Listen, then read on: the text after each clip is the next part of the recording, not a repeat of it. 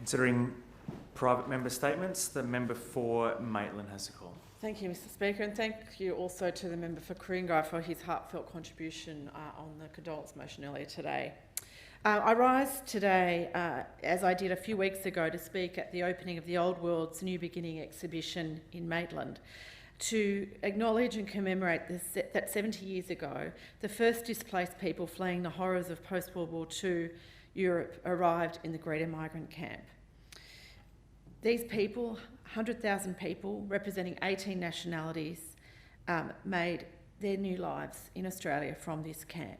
The exhibition was proudly curated by the Maitland Regional Museum, with Australian Clothing Museum holding a fashion parade and Brough House helping with the opening as well.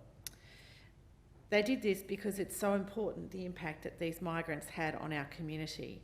In coming to Australia, these immigrants enriched our nation and our region particularly by sharing their cultures, their skills and their diversity.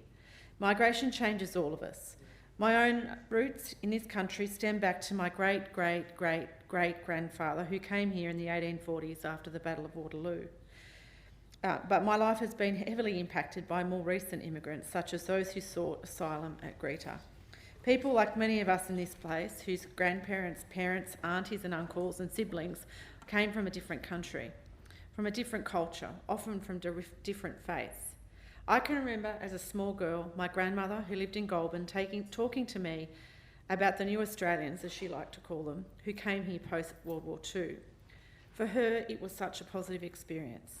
The stories she told me about the friendships that lasted a lifetime, really impactful relationships in her life, often started by someone walking down a street, seeing a neighbour in their yard, pointing at a plant, and having a huge sign language exchange, which usually ended up in the kitchen where they would cook it. And they'd find out what you did with rhubarb, spinach, squash, or anything else they could find in the garden. And so those women in those times forged friendships that lasted their whole lives. They were completely cross-cultural, from the most basic language, culture, cuisine, history and shared experiences. As a young woman, I had a very strong sense of social justice, and probably that was from my grandmother in these conversations. I remember in the 1970s watching television ads about Camputune refugee children and being horrified. It had just such an impact on me. It was probably the first social justice campaign I ever saw in my life, and seeing refugees who were children, just like me, who had no food in their bellies, that were horribly distended. It was such a terrible situation and had a lifelong impact on me. So I felt very privileged when I was about 21 to go and work in the Department of Immigration. For some time I worked in an area called refugee law, reading current stories of refugees and classifying them. And I have to say that was one of the most terrible experiences of my life in terms of reading what people had had to experience.